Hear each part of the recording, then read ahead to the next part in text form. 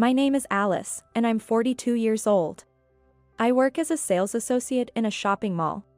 My husband, Ethan, is an office worker, and we were high school classmates. After graduating high school, we both moved to a big city for further studies, but eventually, we both ended up returning to our hometown due to various reasons. It was during that time that we reconnected and started dating, which led to our marriage. Now, we live in the town where Ethan was born and raised, and his parents' house is nearby. The neighboring town, where my parents live, is close to the urban area, but here, it's more of a rural landscape. Naturally, the social obligations here are quite significant. I knew there were many farms around, but I never expected the living experience to be so different. The neighborhood relationships are very deep, and even minor things become well known throughout the town by the next day. But once you get used to it, it's not a big deal. The real problem, though, is my mother-in-law. Ethan's family consists of his parents and his younger brother, living together. Being in the countryside and living nearby, frequent visits are unavoidable. I go to my in-laws' house every week, but it's nothing short of agony. Thinking back, my mother-in-law's attitude has been unbelievable from the start. When we went to their house to tell them about our marriage, Ethan's father and brother welcomed us, but my mother-in-law hardly greeted me and avoided eye contact. To her, I might as well be invisible, not even considered part of the family. This has been consistent since the day we first met. "Can I help with anything?" I asked, shortly after being shown to the room, as lunch preparations began, but I was completely ignored. The dining table was set with large platters of fried chicken and casseroles. Furthermore, when she placed an order for chicken and soup for 4 people, my mother-in-law finally took her seat. "Shall we start eating?" But, to my surprise, there was nothing in front of me. Not only was there no chicken or casserole, but there weren't even any cutlery. Even when asked by my father-in-law, my mother-in-law pretended not to know. "How odd, I definitely informed the restaurant of the correct number of people," she said. After being sternly reprimanded by my father-in-law, she reluctantly brought me forks and a small plate. Although my father-in-law offered me some of his portion, I declined, saying I wasn't very hungry. Even though everyone started eating lunch, I barely touched the food. Or rather, I couldn't. My father-in-law didn't say anything more. Ethan and his family continued to eat and drink as if nothing was out of the ordinary. I remember being speechless at the bizarre scene. Naturally, this led to a big argument between Ethan and me afterward. On the way home, Ethan drove me to my parents' house, but I was so disappointed that I could hardly say what I wanted to. It was shocking and frustrating to be treated so poorly by my mother-in-law from the very first meeting, even before our marriage. But what was even more disappointing was Ethan's failure to stand up for me. I started to doubt whether he was suitable as a marriage partner. Why hadn't I realized this before deciding to marry him? Maybe it's not too late to turn back. Sensing something was wrong, Ethan finally apologized. "I'm sorry, Alice. My mom is a tough person. If you defy her, she gets angry, and there's nothing you can do.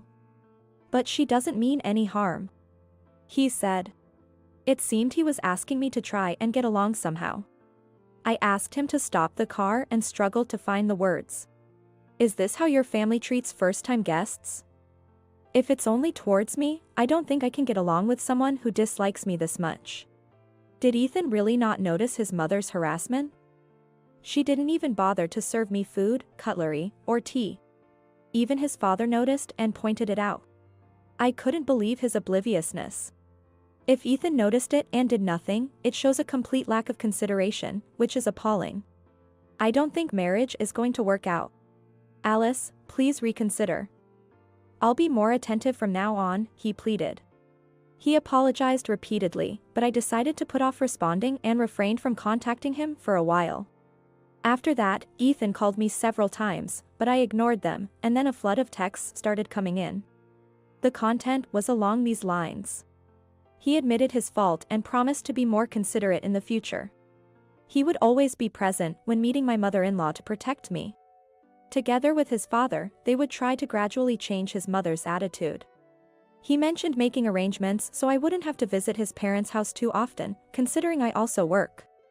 The emails were filled with sweet words like, "I love you and you're the only one for me."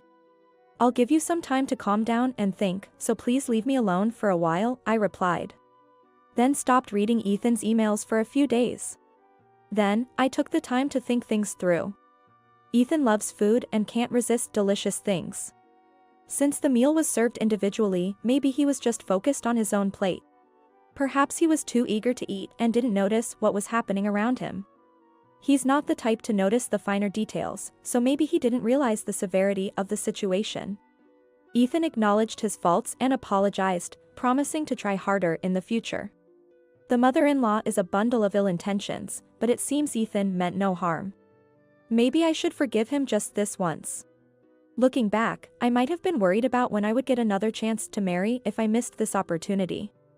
In the countryside, meeting new people is indeed rare. Since most of my friends were already married, I couldn't expect any introductions, and there were no new encounters. I think not only Ethan but also I was subconsciously fixated on getting married. At that time, I still had feelings for Ethan. And so, I missed my last chance to turn back, plunging into an unhappy marriage. Married life unfolded just as I had anticipated. It's laughable how ridiculous it was. My mother-in-law's sarcasm started even before we moved into our new home. Complaining about being informed late about the moving date, or that our greetings to the neighbors were delayed. While she completely ignored my existence, she increasingly made sarcastic remarks towards me. Her favorite phrase was, "You really are a useless daughter-in-law." As these words were directed at me, no one else reacted, and she continued to badmouth me. Ethan was utterly useless and said nothing to his mother. It's truly bizarre. You guys are out of your minds. At first, I was confused. She got angry for not preparing gifts for the housewarming, even though she hadn't told me it was necessary in this region. I hastily prepared them, but of course, she found fault with it. When my sister-in-law's family from the neighboring county visited, we all went out to eat, but she still harassed me. How many people are in your party? 7. Let's see, 1 child and 7 adults, correct? I couldn't believe she would do this in public. It was so embarrassing in front of the restaurant staff. From then on, she always excluded me from the count when we ate out, so I started correcting her myself.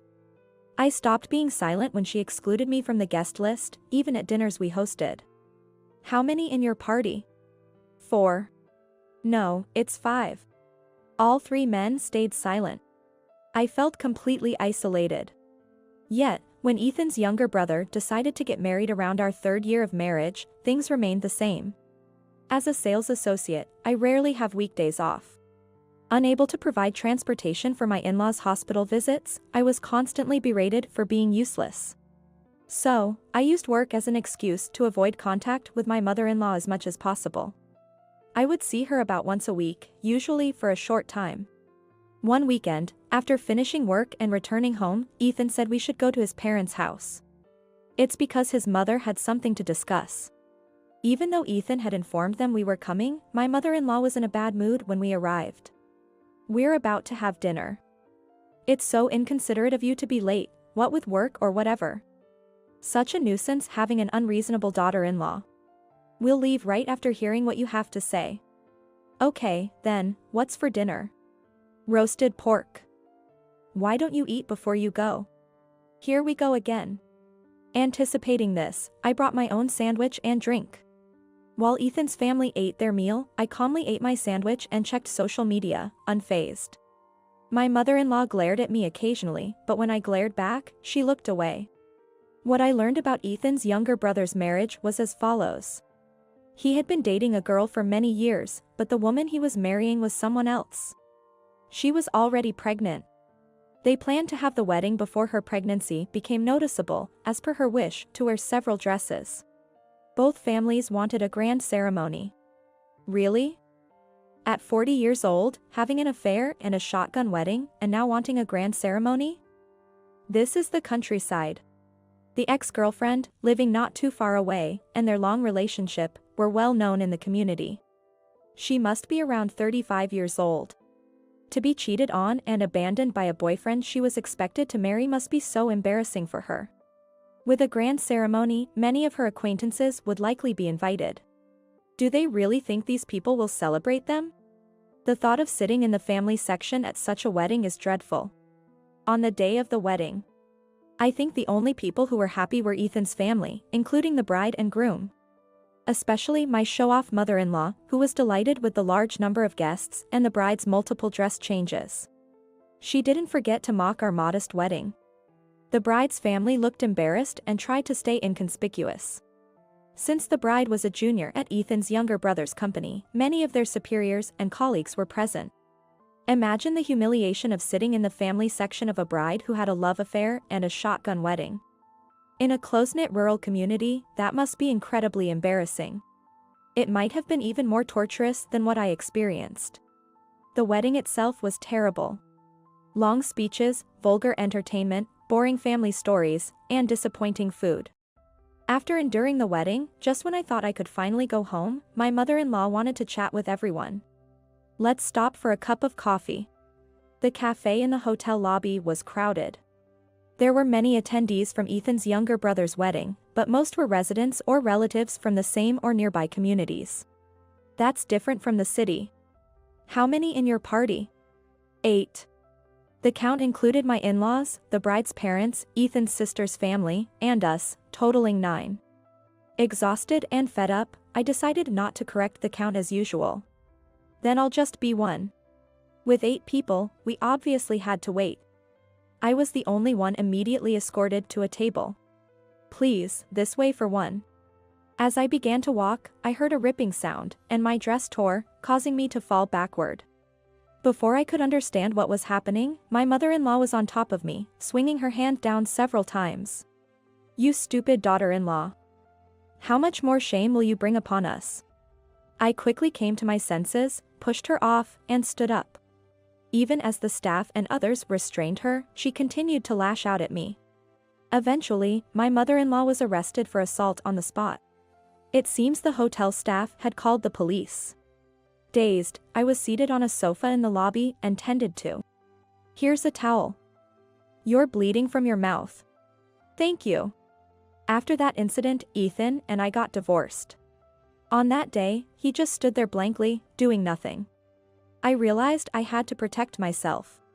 I hired a lawyer and negotiated a substantial settlement in lieu of pressing criminal charges for the assault.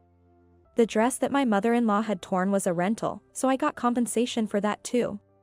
I also received a modest alimony from Ethan as part of the divorce settlement. I heard rumors that Ethan's younger brother and his wife are also heading for a divorce. The parents of his wife, having witnessed the assault by my mother-in-law, were thoroughly frightened and advised their daughter to leave him. In the countryside, getting a divorce right after marriage is a huge scandal. But they must have felt it necessary, fearing for their safety. Ethan's younger brother and his wife are still discussing the terms of their divorce without ever having lived together. Rumor has it that she already has a new partner, apparently her ex-boyfriend. The baby born during their separation is said to resemble this ex-boyfriend. But this is all just gossip, so who knows for sure. As for my mother-in-law, she's become a recluse, avoiding public scrutiny. Although my mother-in-law did not have a criminal record, she was naturally treated as an ex-convict and a criminal in the countryside.